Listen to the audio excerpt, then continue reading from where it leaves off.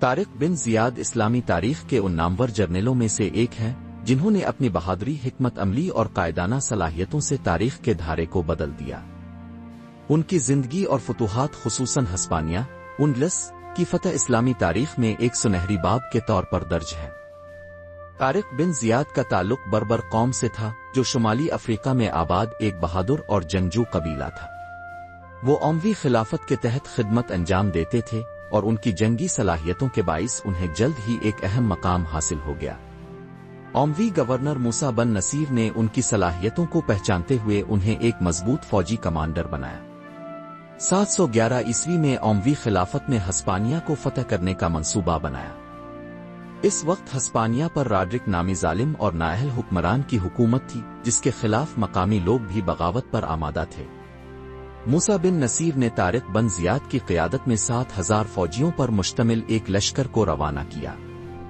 طارق بن زیاد نے جبل الطارق، جس کا نام انہی کے نام پر رکھا گیا، کے قریب پہنچ کر اپنی فوج کو ایک تاریخی خطاب دیا اور اپنی کشتیاں جلا ڈالیں تاکہ فوج کے پاس واپس جانے کا کوئی راستہ نہ بچے۔ ان کا مشہور قول تھا، اے مسلمانوں، سمندر تمہارے پیچھے ہے اور دشمن تمہارے سامنے، اب تمہارے لیے صرف ایک ہی راستہ ہے اور وہ ہے فتح شہادت۔ یہ جملہ اسلامی تاریخ میں ایک عزم اور حوصلے کی علامت بن گیا۔ اس کے بعد طارق بن زیاد نے حکمت عملی اور بہادری سے راڈرک کی فوج کو شکست دی اور 19 جولائی 711 کو انڈلس فتح کر لیا۔ فتح کے بعد طارق بن زیاد نے ہسپانیہ کے کئی اہم شہروں پر قبضہ کر لیا اور مسلمانوں کی حکومت کو مضبوط کیا۔ تاہم بعد میں موسیٰ بن نصیر بھی انڈلس پہنچے اور کچھ وجوہات کی بنا پر طارق بن زیاد کو پس پردہ کر دیا گیا۔ کچھ روایات کے مطابق انہیں دمشق بلا لیا گیا، جہاں وہ بقیہ زندگی خاموشی سے گزار کر وفات پا گئے۔ طارق بن زیاد کی بہادری، عزم اور قیادت نے تاریخ میں ایک لازوال مقام حاصل کیا۔ انہوں نے نہ صرف انڈلس کی فتح کی بنیاد رکھی بلکہ یورپ میں اسلامی تہذیب کے فروغ کا دروازہ بھی کھول دیا۔